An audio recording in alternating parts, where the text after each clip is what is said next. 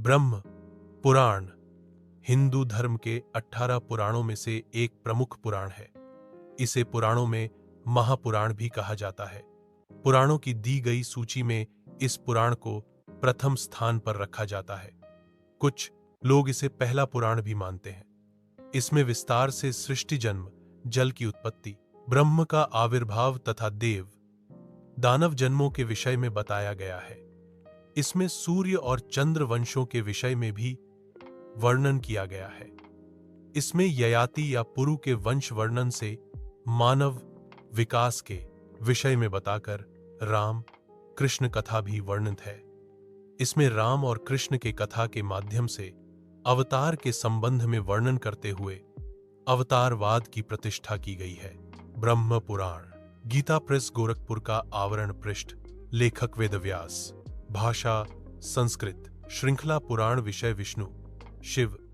ब्रह्मा भक्ति शैली प्रथम वैदिक पुराण ग्रंथ प्रकाशन स्थान भारत पृष्ठार। श्लोक। इस पुराण में सृष्टि की उत्पत्ति, पृथु का पावन चरित्र, सूर्य एवं चंद्रवंश का वर्णन, श्री कृष्ण चरित्र, कल्पांतजीवी मार्कंडे मुनि का चरित्र, तीर्थों का महात्म्य एवं अनेक भक्तिपरक आख्यानों की सुंदर चर्चा की गई है। भगवान श्री कृष्ण की ब्रह्मरूप में विस्तृत व्याख्या होने के कारण यह ब्रह्म पुराण के नाम से प्रसिद्ध है। 1. इस पुराण में साकार ब्रह्म की उपासना का विधान है। इसमें ब्रह्म को सर्वोपरि माना गया है, इसीलिए इस पुराण को प्रथम स्थान दिया गया है।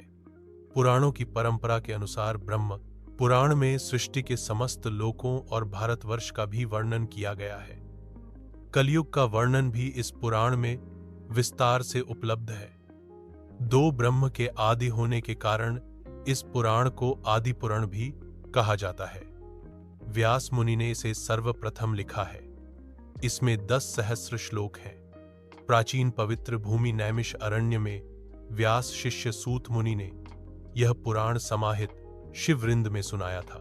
इसमें सृष्टि, मनुवंश, देव देवता, प्राणी, पृथ्वी, भूगोल, नरक, स्वर्ग, मंदिर, तीर्थ आदि का निरूपण है। शिव पार्वती विवाह, कृष्ण लीला, विष्णु अवतार, विष्णु पूजन, वर्णाश्रम, श्राद्ध कर्म आदि का विचार है। संपूर्ण ब्रह्म पुराण में इनकी अध्याय हैं।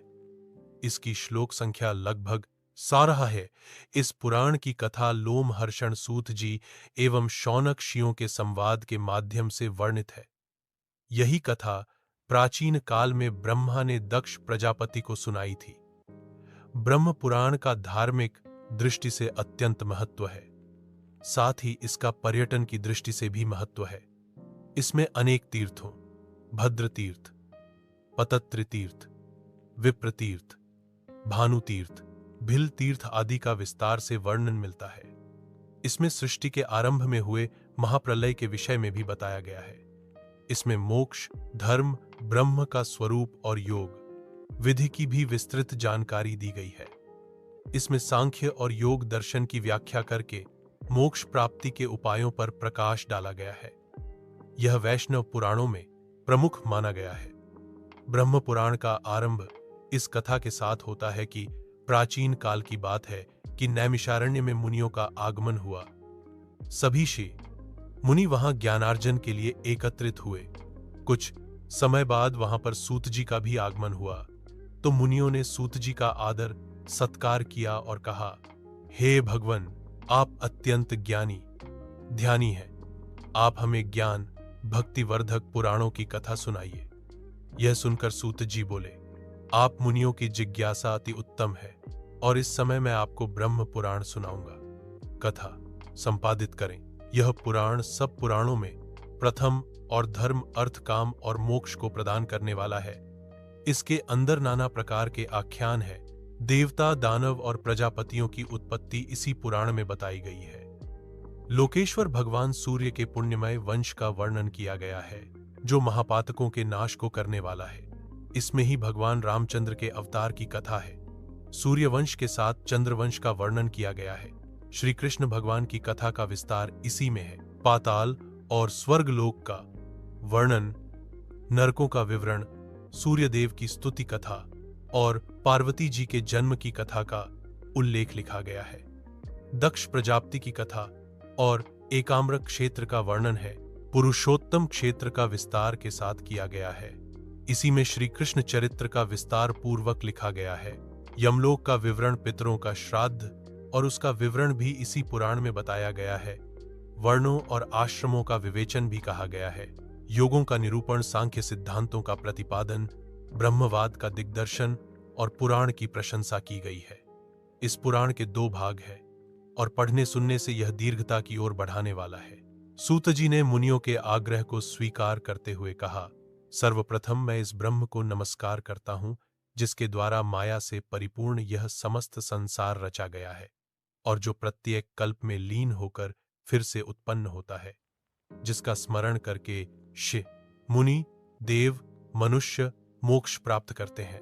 वह विष्णु, अविकारी, शुद्ध परमात्मम, शाश्वत, सर्वव्यापक, अजन्मा, हिरण्यगर्भ हरि, शंकर और वासुदेव अनेक नामों से जाता है। इसी ईश्वर ने सृष्टि की रचना की है। सृष्टि रचना के रूप में वह तेजस्वी ब्रह्म है जिसके द्वारा पहले महत तत्व उत्पन्न हुआ। उससे अहंकार, फिर अहंकार से पंच महाभूतों की उत्पत्ति हुई। पंच महाभूतों से अनेक भेदाभेद पैदा हुए। भगवान स्वयंभू ने सृष्टि की उत्पत्ति के लिए सबसे पहले नार जल की उत्पत्ति की, फिर उसमें बीज डाला गया। उससे परम पुरुष की नाभि में एक अंडा निकला। यह अंडा और कुछ नहीं था, ब्रह्म का ज्ञान कोश ही था। इस अंडे से ब्रह्म की उत्पत्ति हुई। इस अंडे को भगवान नारायण द्वारा स्वर्ग और पृथ्वी में विभक्त कर दिया गया। इसके बीच आकाश बना और भगवान के द्वारा ही दशों दिशाओं को धारण किया गया। दशों दिशाओं के बाद काल, मन, वाणी और काम, क्रोध तथा रति की रचना हुई। फिर प्रजापतियों की रचना हुई। इसमें मरीचि, अत्रि, अंगिरा, पुलस्त्य, पुलहकृतु और वशिष्ठ के नाम हैं। ये शिवमानस सृष्टि के रूप में उत्पन्न किए गए। मांस पुत्रों की सृष्टि के बाद भगवान शिव और फिर उसके बाद सनत कुमार उत्पन्न हुए। इस 7 शियों से ही शेष प्रजा का विकास हुआ। इनमें रुद्रगण भी सम्मिलित हैं। फिर बिजली, वज्र, मेघ, धनुष, खड्ग, पर्जन्य आदि का निर्माण हुआ। यज्ञों के संपादन के लिए वेदों की चाओं की सृष्टि हुई। साध्य देवों की उत्पत्ति के बाद भूतों का जन्म हुआ, किंतु शिभाव के कारण सृष्टि का विकास नहीं हुआ। इसलिए ब्रह्मा ने मैथुनी सृष्टि करने का विचार किया और स्वयं के 2 भाग किए। दक्षिणी वाम भाग से पुरुष और स्त्री की सृष्टि हुई। इनके प्रारंभिक नाम मनु और शतरूपा रखे थे। इस मनु ने ही मैथुनी सृष्टि का विकास किया। इसी मनु के नाम पर मनवंतरों का रूप स्वीकार किया गया। मनु और शतरूपा से वीर नाम का पुत्र उत्पन्न हुआ। वीर की पत्नी कुर्दम, पुत्री काम्या से प्रियव्रत और उत्तानपाद उत्पन्न हुए। इनके साथ सम्राट कुक्षे, प्रभु और विराट पुट पैदा हुए। पूर्व प्रजापति अत्रि ने उत्तानपाद को गोद ले लिया। इसकी पत्नी सुनृता थी। उससे 4 पुत्र हुए। इनमें एक ध्रुव नामधारी हुआ। ध्रुव ने 5 वर्ष की अवस्था में ही तप करके अनेक देवताओं को प्रसन्न किया और पत्नी से श्लिष्ट तथा भव्य नाम के 2 पुत्र पैदा हुए। श्लिष्ट ने सुच्छाया से रिपु, रिपुंजय, वीर, वृकल, वृक्तेजा पुत्र उत्पन्न किए। इसके बाद वंश विकास के लिए रिपु ने चक्षुष को जन्म दिया। चक्षुष से चाक्षुष मनु हुए और मनु ने वैराज और वैराज की कन्या से कुत्सु, पुरु, शतद्युम्न, तपस्वी, सत्यवाक, कवि, अग्निष्टुत, अतिराम, सुद्युम्न, अभिमन्यु ये 10 पुत्र हुए। फिर इसकी परंपरा में अंग और सुनीता से वैन नाम पुत्र की उत्पत्ति हुई। बैन के दुष्ट व्यवहार के कारण शियों ने उसे मार डाला, किंतु उसकी मृत्यु से शासन की समस्या उठ खड़ी हुई।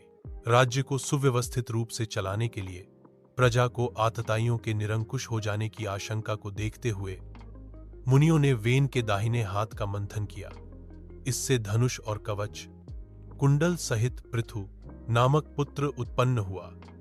इस तेजस्वी, यशस्वी और प्रजा के कष्टों को हरने वाले पृथु ने अपने राज्यकाल में सर्वत्र अपनी कीर्ति फैला दी। राजसूय यज्ञ करके चक्रवर्ती सम्राट का पद पाया। परम ज्ञानी और निपुण सूत और मागध इस पृथु की ही संतान हुए। राजा पृथु ने पृथ्वी को अपने परिश्रम से अन्नदायिनी और उर्वरा बनाया। इसके इस परिश्रम और प्रजाहित भाव के कारण ही उसे लोग साक्षात विष्णु मानने लगे। राजा पृथु के 2 पुत्र उत्पन्न हुए, अंतर्धी और पाती। ये बड़े धर्मात्मा थे। इसमें अंतर्धी का विवाह शिखंडिनी के साथ हुआ, जिससे हविर्धान और इनसे धिषणा के साथ 6 पुत्र उत्पन्न हुए। इनमें प्राचीन बरही प्रजापति हुए, जिन्होंने समुद्र तनया से विवाह करके 10 प्राचेतस उत्पन्न किए। इनकी तपस्या से वृक्ष आरक्षित हो गए। तप तेज न सह पाने के कारण प्रजा निस्तेज हो गई। समाधि टूटने पर जब मुनियों ने स्वयं को चारों दिशाओं में असीमित बेलों और झाड़ियों से घिरा पाया, तो रुष्ट होकर समूची वनस्पतियों को अपनी क्रोधाग्नि से दग्ध करना शुरू कर दिया। इस विनाश को देखकर सोम ने अपनी मारिशा नाम की पुत्री को प्रचेताओं के समक्ष भार्या रूप में प्रस्तुत करने का प्रस्ताव किया। फलस्वरूप मुनियों का क्रोध शांत हो गया। प्रजापति दक्ष प्रचेताओं व मारिशा से उत्पन्न पुत्र थे, जिन्होंने इस समूची चल अचल मनुष्य, पक्षी, पशु आदि की सृष्टि की और कन्याओं को जन्म दिया। इस कन्याओं में ही 10 धर्म के साथ, 13 कश्यप के साथ और 27 सोम के साथ ब्याही गईं। समस्त दैत्य, गंधर्व, अप्सराएं, पक्षी, पशु सब सृष्टि इन्हीं कन्याओं से उत्पन्न हुई।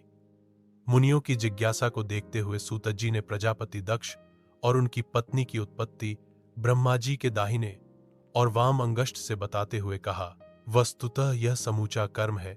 इसमें दक्ष और अन्य अनेक राजा उत्पन्न होते रहते हैं और विलीन होते रहते हैं।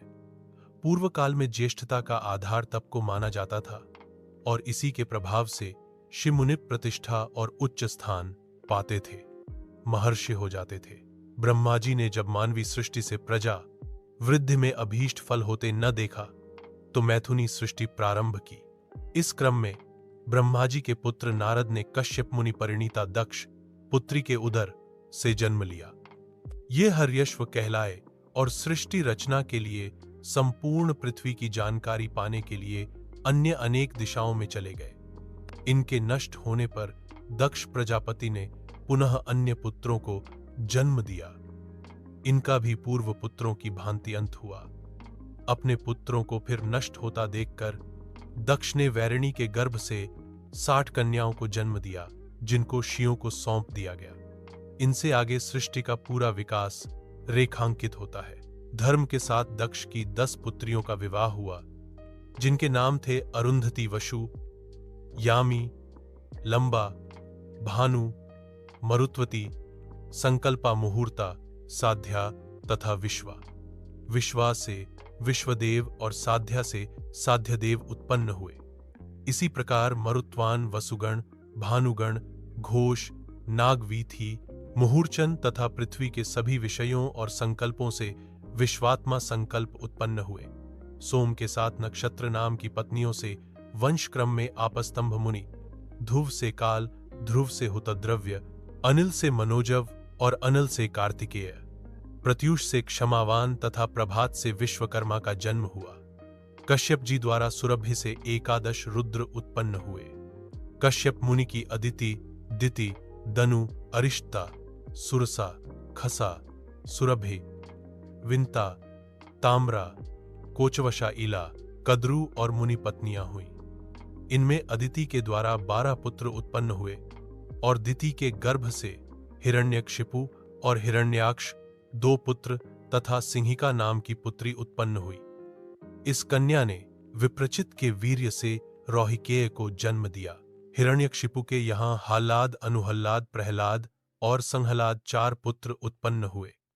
इनमें प्रहलाद अपनी देव प्रवृत्तियों के कारण अधिक प्रसिद्ध हुआ। इसके पुत्र विरोचन के बलि आदि क्रम में बाण, धृतराष्ट्र, सूर्य, चंद्रमा, कुंभ, गर्दभाक्ष और कुक्षी आदि 100 पुत्र उत्पन्न हुए। बाण बलशाली और शिवभक्त था। उसने प्रथम कल्प में शिवजी को प्रसन्न करके उनके पक्ष भाग में विचरण करने का वरदान मांगा। हिरण्याक्ष के भी अत्यंत बलशाली और तपस्वी 100 पुत्र हुए। अनुहल्लाद के मुख और तुहुंड पुत्र हुए। संहलाद के 3 करोड़ पुत्र हुए। इस तरह दिति के वंश ने विकास किया। महर्षि कश्यप की पत्नी दनु के गर्भ से दानव, केतु आदि उत्पन्न हुए। इनमें विप्रचित प्रमुख था। ये सभी दानव बहुत बलशाली हुए और उन्होंने अपने वंश का असीमित विस्तार किया। कश्यप जी ने सृष्टि रचना करते हुए ताम्रा से 6, क्रोचवशा से बाज, सारस, गृध्र तथा रुचि आदि पक्षी, जलचर और पशु उत्पन्न किए। विनता से गरुड़ और अरुण, सुरसा से 1000 सर्प, कद्रु से काद्रवेय, सुरभि से गायें, इला से वृक्ष, लता आदि, खसा से यक्षों और राक्षसों तथा मुनि ने अप्सराओं और अरिष्ता ने गंधर्वों को उत्पन्न किया। यह सृष्टि अपनी अनेक योनियों में फैलती हुई आगे बढ़ती रही। देवताओं और दानवों में संघर्ष होने लगा और प्रतिस्पर्धा इतनी बढ़ी कि दानव नष्ट होने लगे। दिति ने अपने वंश को इस प्रकार नष्ट होते देख कश्यप जी को प्रसन्न कर इंद्र आदि देवों को दंडित करने वाले की याचना से गर्भ धारण किया। ईर्ष्यालु इंद्र दिति के इस मनोरथ को खंडित करने के भाव से किसी न किसी प्रकार दिति के व्रत को तोड़ना चाहता था, क्योंकि कश्यप जी ने यह वरदान दिया था कि गर्भवती दिति यत्नपूर्ण पवित्रता से नियम पालन करते हुए आचरण करेगी तो उसका मनोरथ अवश्य पूरा होगा। अवसर ही खोज में लगे इंद्र ने एक बार संयम के बिना हाथ धोए ही सोई दिति की कोख में प्रवेश कर लिया। वह उसके गर्भ के साथ टुकड़े कर दिए। इससे भी संतोष न मिलने पर दिति के गर्भ को पूर्ण विनष्ट करने के लिए प्रत्येक टुकड़े के साथ 7 खंड कर दिए। उन खंडों ने जब इंद्र से उनके प्रति किसी प्रकार की शत्रुता न रखने का अनुरोध किया तो इंद्र ने उन्हें छोड़ दिया। वे खंड ही मरुद्गण नाम के देव कहलाए और इंद्र के सहायक हुए।